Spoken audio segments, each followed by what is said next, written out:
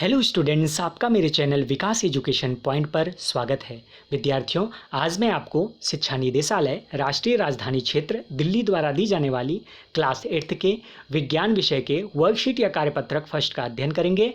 विद्यार्थियों, यह कार्यपत्रक 6 जुलाई 2021 की है। आइए अध्ययन करते हैं। आज का हमारा टॉपिक है पादप के भाग। बच्चों, एक पादप या पौधे के विभिन्न भाग होते हैं। पादप का वह भाग जो मिट्टी की सतह के ऊपर होता है वह शूट सिस्टम कहलाता है। इसमें तना, शाखाएं, पत्तियां, पुष्प और कली आदि सम्मिलित होते हैं। जबकि पादप का वह भाग जो मिट्टी की सतह के नीचे होता है वह रूट सिस्टम या जड़ तंत्र कहलाता है। इसमें जड़ या मूल एवं मूल रोम सम्मिलित होते हैं। तो बच्चों, आइए एक चित्र के माध्यम से समझते हैं। जैसे ये मान लिया एक पेड़ हो गया, ठीक है, ये एक पेड़ हो गया, यहाँ पर इसका जड़ हो गया। तो बच्चों, ये इस जड़ से, जड़ के ऊपर का जो भाग है, ये ऊपर है, जैसे तना हो गया, पत्तियाँ और इसमें जो भी हैं, शाखाएं हैं, पुष्प है, ये सभी बच्चों शूट सिस्टम के अंतर्गत आते हैं। कौन से? शूट सिस्टम के अंतर्गत आते हैं।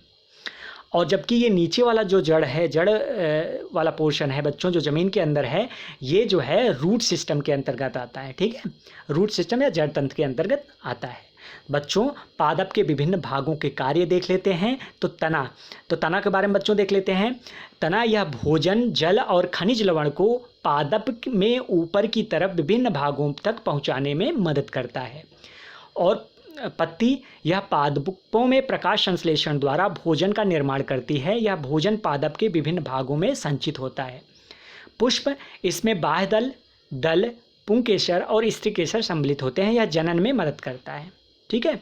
और जड़ क्या है बच्चों? जड़ यह पादप के लिए मृदा, मिट्टी से जल, खनिज और लवण का अवशोषण करता है। ठीक है, चलिए आगे देखते हैं बच्चों।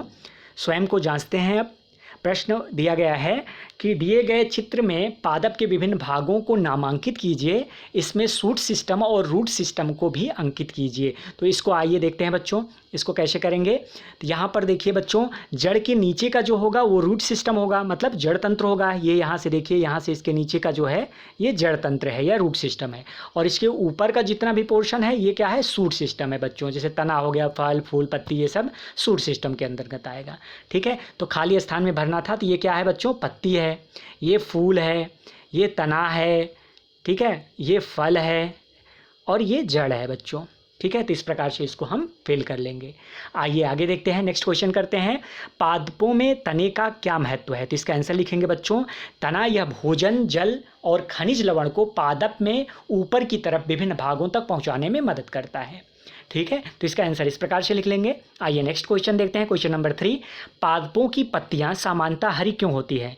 तो बच्चों, क्लोरोफिल के कारण पौधों की पत्तियां सामान्यतः हरी होती हैं। ठीक है, चलिए नेक्स्ट क्वेश्चन देखते हैं बच्चों। पादपों में जड़ और पत्तियों के एक एक कार्य लिखने हैं। तो आइए इस कार्य को लिखते हैं। कैसे लिखेंगे? तो जड़ या मूल या पादप के लिए मृदा या मिट्टी से जल, खनिज और लवण का अवशोषण करती है। पत्ती यह पादपों में प्रकाश संश्लेषण द्वारा भोजन का निर्माण करती है। यहाँ पर द्वारा होगा बच्चों, द्वारा लिखा गया है, यहाँ पर हलंत रहेगा, तो इसको द्वारा लिख लीजिएगा। ठीक है ना।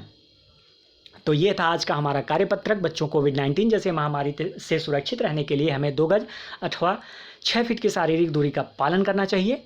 धन्यवाद।